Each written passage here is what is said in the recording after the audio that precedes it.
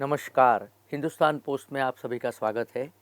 मैं आज आपको एक बड़े महत्वपूर्ण विषय से अवगत कराना चाहता हूँ। आप सभी न्यूज़ तो देख ही रहे हैं कि हमारा पड़ोसी देश पाकिस्तान, वहाँ पे आजकल क्या चल रहा है। अगर आपको किसी ने पूछा कि एक दिवालिया देश का उदाहरण बताइए, तो ये दिवालिया देश हम देख रहे हैं। देश के पूरी अर्थव्यवस्था का उजड़ गई है। देश में खाने की कमी है, देश में ऑयल नहीं है, देश में एनर्जी नहीं है, बिजली नहीं है।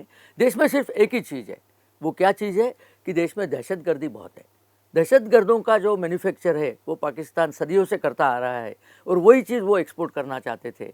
अभी प्रॉब्लम ये हो गई कि वो सारे दहशतगर्द अपने घर में ही दहशतगर्दी जमा रहे हैं। आज के दिन में पाकिस्तान में बहुत ज़्यादा तौर पर घटनाएं हो रही है। पूरे लास्ट ईयर में ऐसे बताया गया कि 416 घटनाएं दहशतगर्दी की हुई है। सारी घटनाएं न्यूज़ में आती नहीं है, सारी घटनाओं को उतनी तवज्जो मिलती नहीं है, लेकिन अब के देखा गया है कि ये तो बहुत ही भारी पड़ रहा है। अच्छा, ये कहाँ से हो रहा है? पाकिस्तान में एक पार्टी है जिसको कहते हैं तहरीक-ए-तालिबान पाकिस्तान। तहरीक-ए-तालिबान का मतलब है कि तालिबान जो है उसका मतलब है कि विद्यार्थी। तालिबान का एक्चुअल तालिब मतलब विद्यार्थी, तालिबान मतलब विद्यार्थी का अनेक वचन है, तो प्लूरल है। तो तालिबान, लेकिन ये किस चीज़ के विद्यार्थी है? ये जो है स्टूडेंट्स, ये स्टूडेंट्स ऑफ इस्लाम है। और इस्लाम भी कौन सा? छठी 7वीं सदी का इस्लाम, वो वाला इनको चाहिए।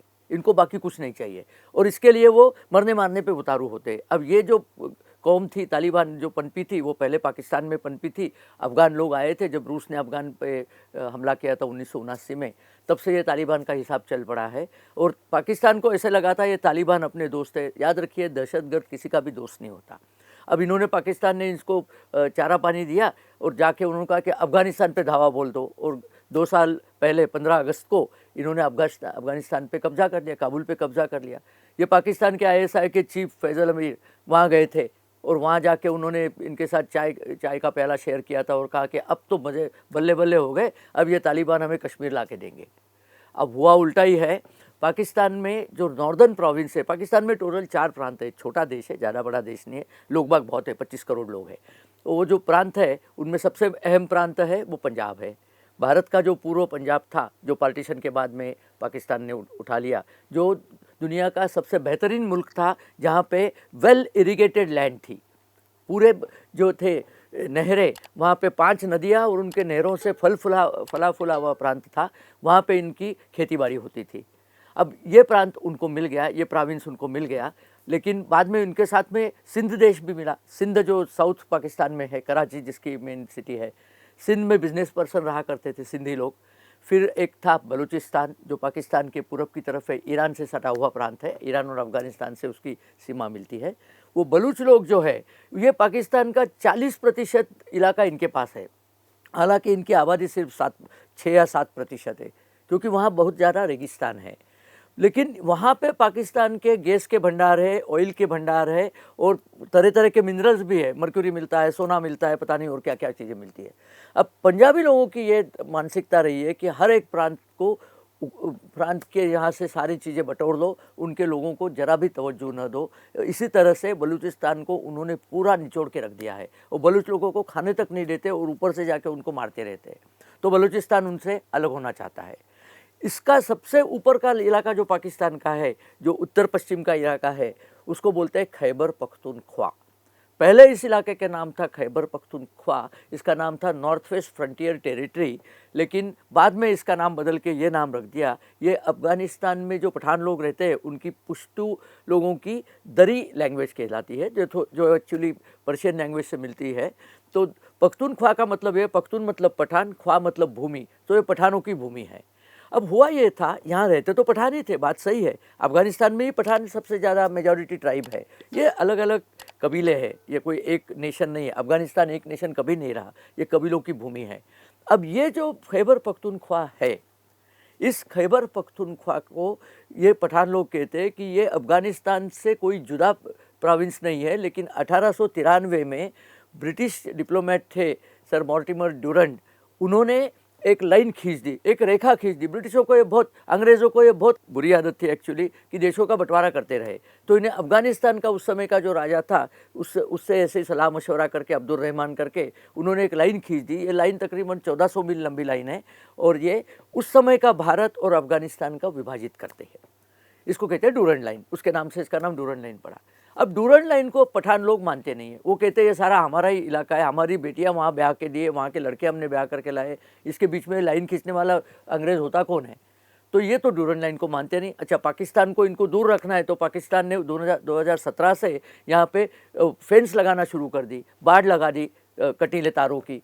ये 900 मील तक बाढ़ उनकी पूरी हुई तो ये तालिबान वाले लोग आके उसको उखाड़ने लग गए। इन्होंने कहा ये बाढ़ नहीं चलेगी। उन्होंने कहा खैबर पख्तूनख्वा अब हमें ही दे दो, ये तो हमारी ही लैंड है, आप उसके पीछे हो जाओ।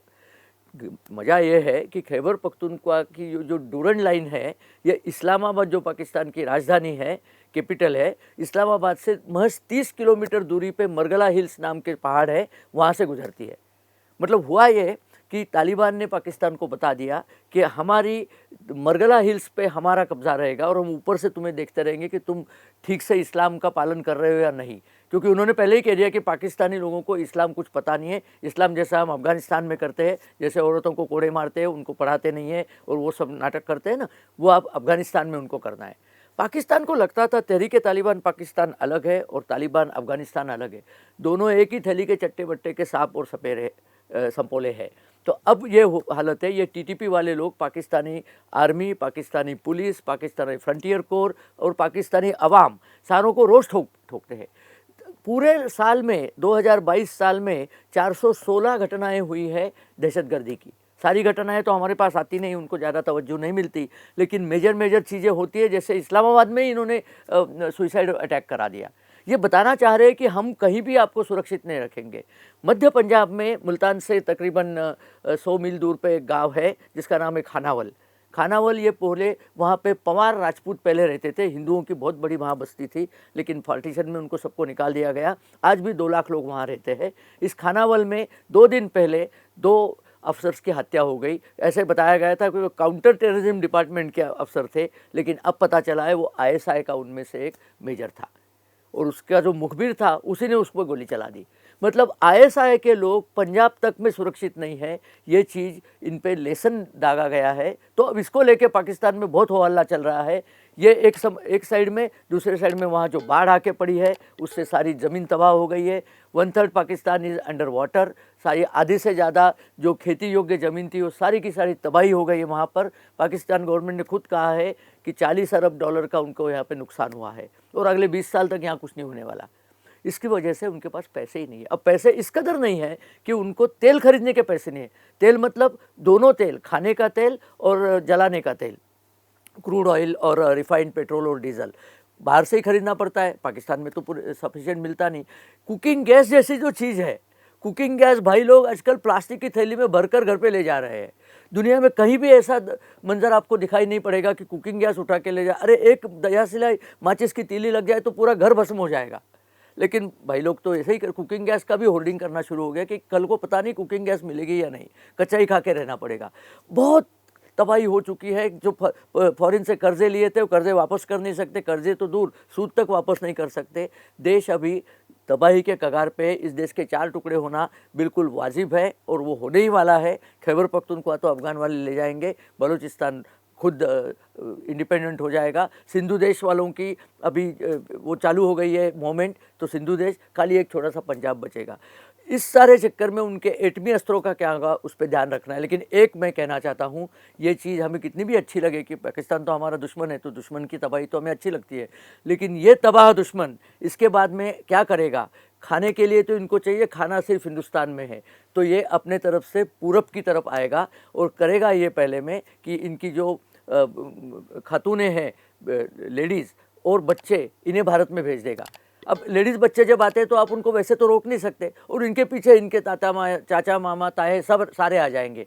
इंडियन गवर्नमेंट को मैं आगाह करना चाहता हूँ कि ऐसी किसी भी स्थिति में एक भी पाकिस्तानी इस तरफ आ न पाए। आपने नया देश लिया है, उसकी जो बर्बादी करनी है वहीं करो, यहाँ आपकी बिल्कुल ज़रूरत नहीं है और बड़ा कठिन समय आएगा। उस समय हमें तैयार रहना है, सजग रहना है और देखना है कि एक भी पाकिस्तानी नागरिक हिंदुस्तान में न आ पाए। उनको कोई मदद करने की ज़रूरत नहीं, उन्होंने हमें बहुत तकलीफ़ दी है, मरते तो मरे, जीते तो जिए। ये चीज़ मुझे आपको बतानी थी, इसलिए वीडियो किया है। अगर आपको ये वीडियो पसंद आया तो आप अपने मित्रों और परिवारों के साथ शेयर करिए, हमारी चैनल को सब्सक्राइब करिए, बेल आइकन अगर आपने अभी तक नहीं दबाया हो तो बेल आइकन को दबा दें, ताकि हम जब नए नए वीडियोस बनाते हैं उसकी इत्तला आपके पास पहुंचती रहे। और आपके कमेंट्स का हमें बड़ा इंतज़ार रहता है। आपको ये वीडियो कैसा लगा, आपको और क्या जानना, आप क्या जानना चाहेंगे, ऐसी कमेंट्स हमें भेजिए और हम उस पर अमल करने की कोशिश करेंगे। नमस्कार।